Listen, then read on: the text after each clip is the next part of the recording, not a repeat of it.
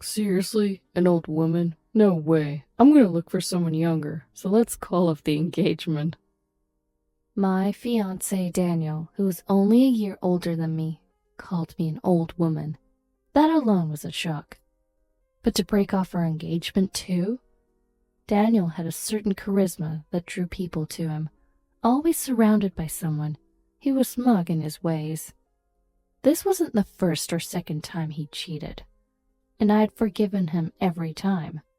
Clenching my fists, I'd welcome him home, only to cry alone at night in frustration. I had reached my limit.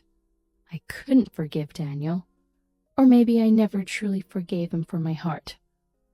I just wanted to be with him, so I put on a facade, deceiving myself. Now, all the pent-up feelings were rushing back. I fixed my gaze on Daniel. Daniel, I'm done being pushed around by your caprices and selfishness. From now on, I'm living by my own will. And as a first step, Daniel, you're going to get what you deserve. Are you ready? My name is Ava. I just celebrated my 32nd birthday with my fiancé, Daniel. We've been dating for 18 years.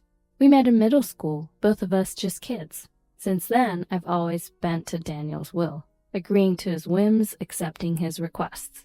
Before we knew it, we both crossed into our 30s. I started thinking about marrying Daniel, and I thought he felt the same. That's why he gave me an engagement ring, I believed.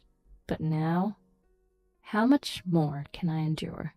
Enduring days of betrayal from Daniel. I met Daniel when I was in 8th grade. He was a new 7th grader who told me he liked me soon after starting school. Will you go out with me? What? I was bewildered. Being asked out by someone I barely knew, but I was flattered. Daniel was already tall and handsome, and more than anything, I felt proud to be asked out. There was a sense of superiority and excitement about dating a boy before anyone else. So I nodded. Nice to meet you, I'm Daniel. Daniel blushed, looking at me. Then he said something that made me flustered. I'm looking forward to being with you, Ava. Daniel. His mischievous voice and expression, I totally fell for him. But the elation didn't last long. Ava, you're dating Daniel? Oh yeah. I wondered how my classmate Emily knew. Seeing my confusion, another classmate, Chloe, added, Daniel's been bragging about it. Probably the whole school knows by now. Daniel did? I was filled with disbelief. Why did you do that? After school, I confronted Daniel. If the teachers find out, we'll be in big trouble. Sorry, I was just so happy. I wanted everyone to know you're my girlfriend, Ava. Daniel looked down sadly, but replied, I'll be more careful next time. Okay, I'd like that. At that moment, I had already forgiven Daniel. In fact, I found him irresistibly cute. Would I feel this way if I had a younger brother? No, it was a more awkward and sweeter feeling than that, I realized then. That made Daniel's first betrayal even more painful. That's the prettiest girl in school?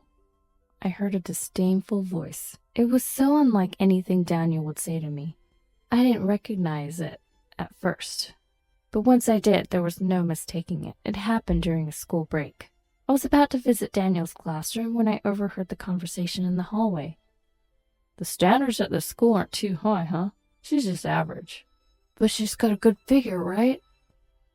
Yeah, the chest? Those are definitely big. That part will be fun. Oh, that's a relief. So you are a guy. Well, yeah.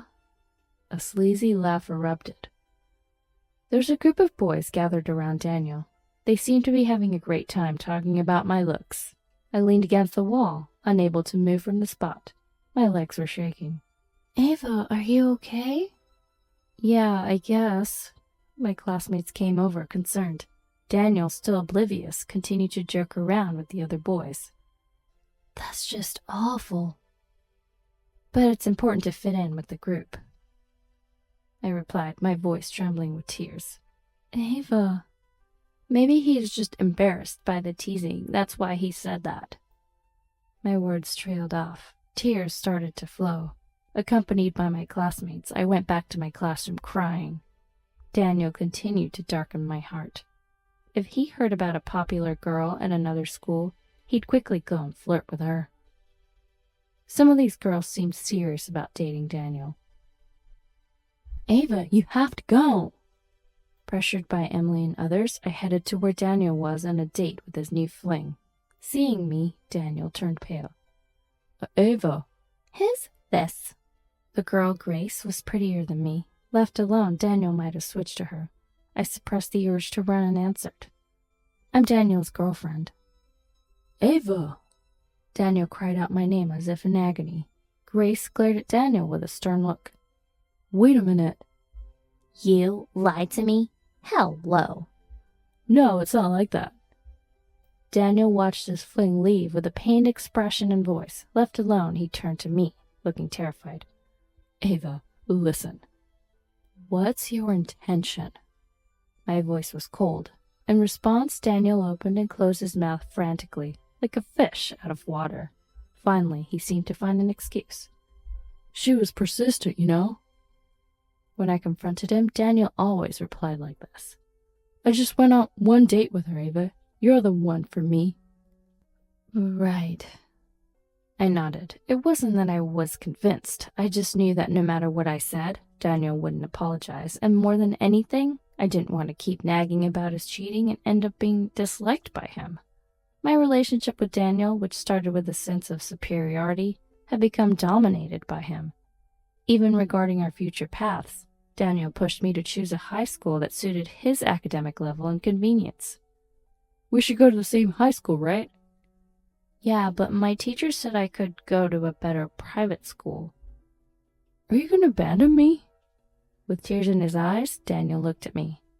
By then, I could see through his fake crying, but still, I couldn't defy Daniel. Okay, I'll go to the same high school as you. Yeah, wait for me there, Ava. When his opinion prevailed, Daniel showed a sweet smile. It was a reward for me, and I kept pushing myself too hard just to see that smile. When I told my parents about my high school choice, my mom, Isabella, was clearly disappointed in me. Why would you go to such a mediocre high school? That's right, you need to graduate from a good college and get a promising job. My dad, Oliver, also said, but I clumsily lied, saying that all my friends were going to that high school. In reality, my friends had chosen better high schools. I also understood that aligning with academically weaker Daniel had no benefit. Plus, lying to my parents was a first for me. I felt torn between guilt towards my parents and keeping my promise to Daniel. I'm disappointed in you, they said, and that was the end of our conversation. From the next day, my parents started to visibly distance themselves from me. In contrast, Daniel was in a great mood. Thanks, Ava. Now we'll be together in high school, too. Yeah. I was unsure if I was doing the right thing or making a mistake. All I knew was that Daniel was smiling. That was all. After starting high school, my relationship with my parents only worsened. This month, I overspent on this social game. Is it that interesting? Yeah, it's really fun. You should try it, Ava. Maybe I should. The social game that started in such a casual manner turned out to be the beginning of new troubles. I usually didn't care much about it. I never really liked that game after all. The problem was the friend feature. There were events where players cooperated, and Daniel invited me to the game as his ally. Ava, your character's weak. Spin the wheel more to strengthen our allies. Sorry. Following Daniel's instructions, I indeed made our characters stronger. But the in-game spending also increased, and my mom noticed. Not only did you go to a bad high school, but now you're spending on games? What are you doing? But my friends... If those are your friends, you're better off alone. Don't say that. For the first time, I talked back to my mom. I wouldn't let her say that a world without Daniel would be better. Talking back to your parents. My mom looked both angry and sad. Since then, I hardly spoke to my parents. When I discussed this with Daniel, he showed his usual smile.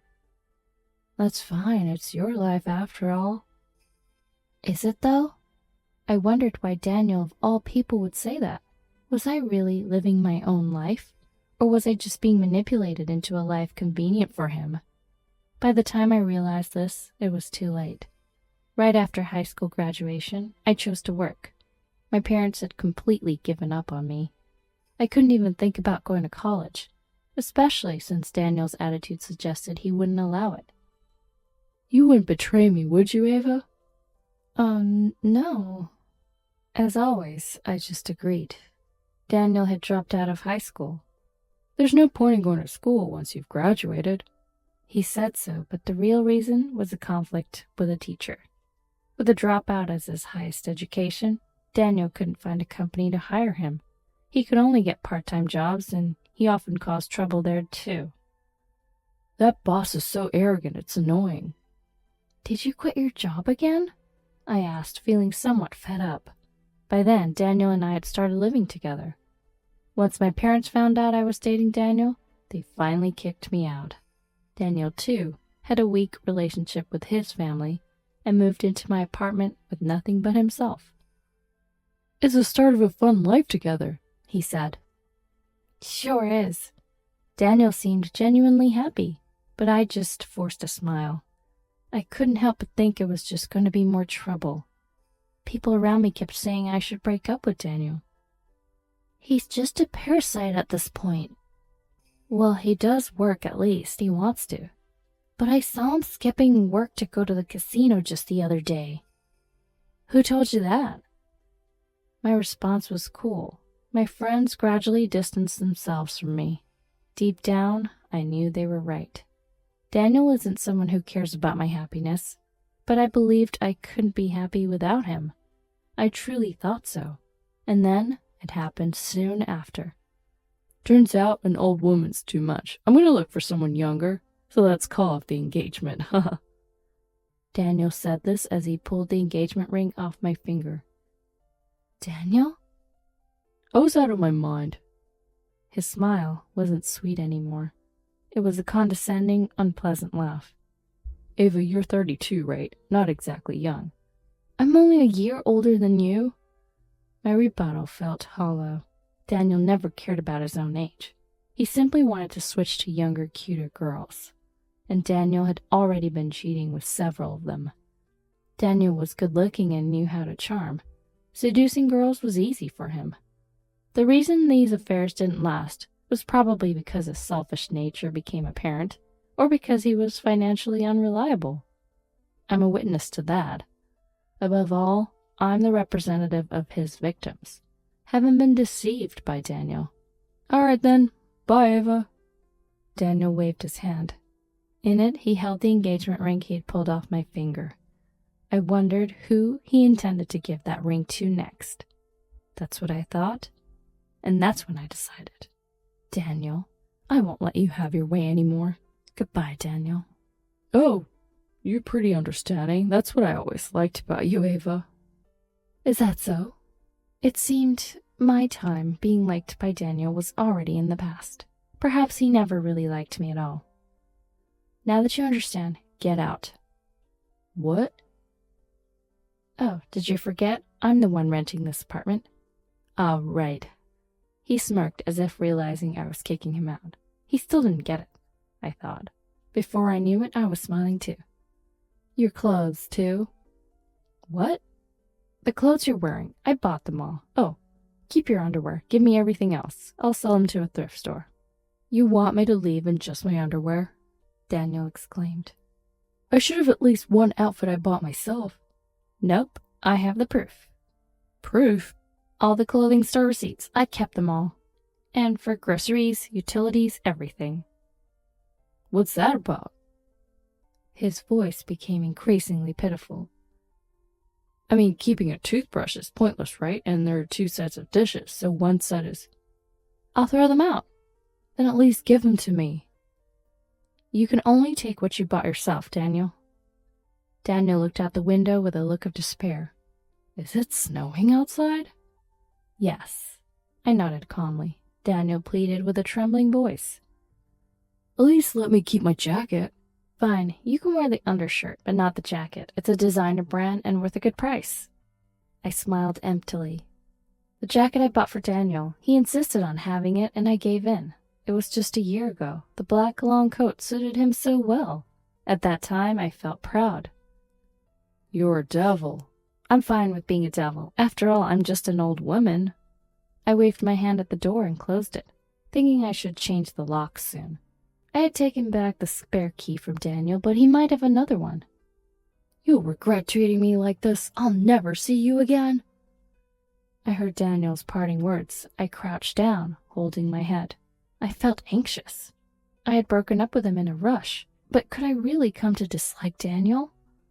He had been with me all this time, and now he won't be there in my future days. I've lost a smile forever. Realizing this, I raised my head. Leaning against the door, I burst out laughing. Daniel's gone. He's really gone. I felt truly free at last. There was a sense of relief and fulfillment. Daniel had long since ceased to be a love interest for me. It was just inertia keeping us together. Being with Daniel meant always worrying about upsetting him and couldn't be myself. It became clear to me. I don't need you anymore, Daniel. This was just right. He left on his own. As I thought this, a tear rolled down my cheek. I finally realized I had written him off a long time ago. For me, he was nothing but a detriment, and I was surprised at my own weakness for looking away from that fact. And there was still a slight feeling of loneliness, but that feeling would end today. Be prepared for tomorrow, Daniel. Looking at the empty room, I murmured, "Let's do this." I was ready to move on. Busy days lay ahead. The first thing to do was change the locks. When I spoke to my landlady Harper about it, she said it was probably for the best. Your boyfriend wasn't well liked in the apartment complex. Is that so? I was able to take her words more calmly than expected. The old me would have been angry. Any criticism of Daniel used to be unbearable for me, but now it was different. Like a cloudy sky clearing up rapidly, my thoughts became clear. Please take care of the lock change. Okay, got it. Harper responded affirmatively with a strong nod. On my way back to my apartment, I was stopped by another tenant, Zoe. What is it? You were Daniel's fiancé, right? Ex-fiancé now. Oh, so you did break up? Zoe frowned, seemingly troubled. Looking around, she then said, "Could you come to my apartment?" Why? I'm being followed by him. He's spreading rumors that we're dating, and the stalking is getting worse every day. I'm scared. Zoe said, looking intently at me, clasping her hands together as if in prayer. He said he would marry me after breaking up with you. What? But you seem like a normal person. You don't look at all like the horrible woman he described. He was bad-mouthing me. I felt a grimace forming on my face. Guided by Zoe, I visited her apartment. What I heard was Daniel's appalling other side. I knew he sometimes took money from my wallet, but to buy you gifts with it? Yes, he always seemed to have a lot of money despite barely working. Turns out, he was stealing money from his fiancée's wallet. While sipping coffee Zoe offered, she said, "I should have told you sooner. I'm sorry." It's okay. We're both suffering because of the same man, I said with a bitter smile. But now we need to think about what comes next. What comes next? Zoe asked, puzzled. Yes, how we're going to get back at Daniel. I shared my thoughts with her. Zoe listened intently, nodding and agreeing repeatedly. Then I had something additional to add. Actually, I knew about you before. What? Zoe looked surprised, which was understandable. We lived in the same apartment complex, but that was it. Our lives were so different, we hardly saw each other, and if we did, it was just a passing greeting. I took a stack of documents from my purse. Please don't be upset, but I had a detective investigate all of Daniel's affairs. What? Zoe looked at me. Her eyes were slightly fearful. I smiled to ease her tension and said, "The report said you were just being pursued one-sidedly by Daniel. Please believe me, I have nothing to do with him. I believe you. Calm down. Thank God. Zoe let out a relieved sigh. Of the other women, only 3 out of 5 were in a clear romantic relationship with him. You and other women were just being pursued by him. So there are others who have suffered like me? Zoe hung her head. Clearly she was distressed. Knowing there were other women in the same situation, she must have felt empathy and sympathy. I leaned in slightly and said, "Shall we meet them?" "Huh?" "We'll work together to teach Daniel a lesson." "Get back at him, but how?" "Through a lawsuit," I said more assertively. "First, we'll talk to the police to get him recognized as a stalker. He's not smart enough to give up. There'll be a chance to sue." "Use me as bait to lure him?" "Well, not exactly." I was flustered. Indeed, that's how it seemed. I had been about to impose danger on Zoe. Just as I was about to hastily retract my proposal, Zoe nodded in response. "I'll do it." "Do what?" "I'll be the decoy, if it means we can beat him." "Really?" I thought I saw a flame in Zoe's eyes. "Then, from now on, we're allies." "Yes. Oh, by the way, my name is Zoe." She introduced herself, albeit belatedly. So, with this introduction, Zoe and I began to open up to each other. Unaware of what was going on, Daniel, as expected, persistently proposed marriage to Zoe. I waited for the right moment and went to meet Daniel with Zoe. Upon seeing me, Daniel screamed, "What the hell, Zoe? Why are you with Ava?" "We are allies," Zoe replied, avoiding his gaze. "It's not just the 2 of us." "What? Why are all of you here?" Daniel recoiled in shock. There were 4 other young and beautiful women. They were the women Daniel had been wooing. One of them, like Zoe, had been a victim of his stalking. The anger in her eyes, as she looked at Daniel, was palpable. The other 3 women acknowledged they had been dating Daniel. However, they each claimed that they were in a relationship with him under the promise of marriage. In essence, all of them had been deceived by Daniel. "I didn't know you were engaged, Daniel." "It's a misunderstanding. I broke up with her already." "What about the other girls? They all thought they were going to marry you, including me." "Yikes." Among the 6 women, including myself, there was one particularly assertive woman. When she learned that Daniel had been deceiving her just for fun, she became incredibly angry. Now she was confronting Daniel. As the woman yelled at him, Daniel looked at me, his eyes brimming with tears. "Ava, it was you, wasn't it? You told him." "Uh-huh, sure." I tilted my head and replied. "But Daniel, you're the one who deceived everyone." "Even so, calling everyone here at once? Help! Forgive me." Daniel was surrounded by the other women, all complaining to him at once. They all had really loved him. I understand, because I felt the same way. With a mix of pride and oddness, I watched Daniel and the women. A year has passed since then. I continue to interact with Zoe. Lately, we've been visiting each other's apartments more often. And then, as I was talking, my phone rang. I ignored it and continued my story. Zoe looked puzzled. "Ava, aren't you going to answer that?" "Oh, it's fine. It's not important." "Really?" Zoe seemed curious. I smiled wryly. Without checking, I knew who was calling. It was Daniel. "Daniel keeps complaining every time he gets a new girlfriend," I said. "Why?" "Because Emma exposes his past to each new girlfriend. He wants me to stop her." "Oh." Zoe sighed as if she knew Emma would do that.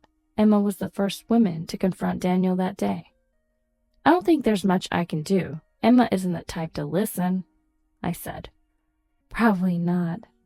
We shared a bitter smile. The calls came at any time, during meals, at work, or even while talking with friends.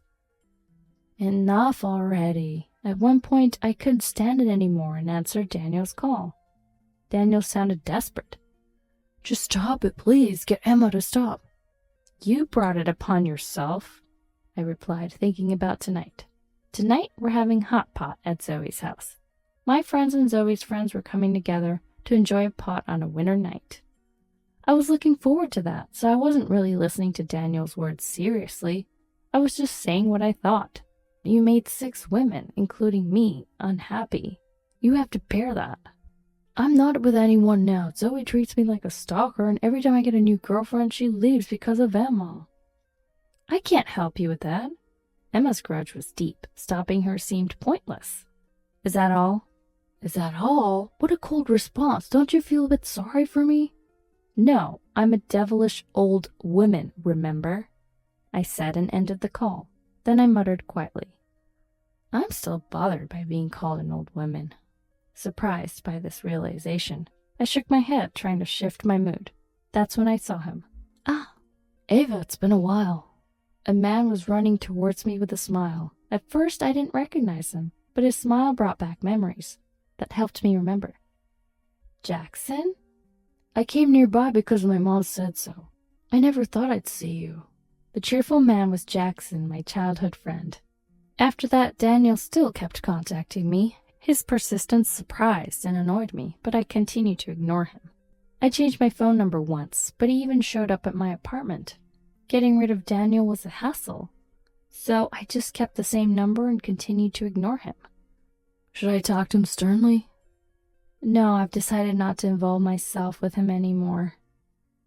Okay then, Jackson nodded, looking slightly disappointed. He'd returned from Boston for an arranged marriage his mother had set up. What about you, Ava? Any matchmaking? No, I am estranged from my parents. Oh, that's too bad. Jackson frowned.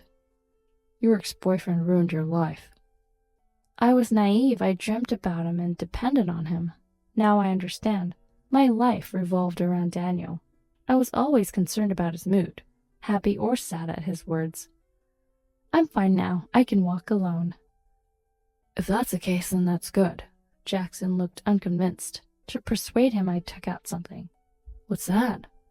My college diploma. I secretly attended an online university while with Daniel. I felt I owed it to my parents, who had high hopes for me. But I couldn't betray Daniel, so I chose to study between work. That's surprising. Jackson laughed out loud. But it's a good thing. Now you can aim for a career upgrade. Yeah, maybe. After a while of laughter, my phone rang again. Jackson scratched his head and said, Hey, Ava. What? Why don't you date me? What are you talking about? I was flabbergasted. The phone was still ringing. You're not serious, are you? I am. Jackson's voice was earnest. His face lost its smile and showed tension. I've always had feelings for you. You're joking. I'm serious. Jackson's face turned red as he insisted. I couldn't help but smile genuinely. I gave in to Jackson's persistence and started dating him. We were the same age and got along well. With Daniel, I had always conferred to him, so the easygoing relationship with Jackson felt odd. The phone call still continued. Every time the phone rang, Jackson looked either annoyed or sad. I took his hand and smiled. It's okay, you're here with me. Ava. Jackson looked worried for a moment, but then he nodded firmly. I'll protect you, Ava. I'm an old woman, you know. If you're an old woman, then I'm an old man. We're the same age. Right. Maybe it didn't mean much to Jackson, but his words finally freed me from the spell of being called an old woman.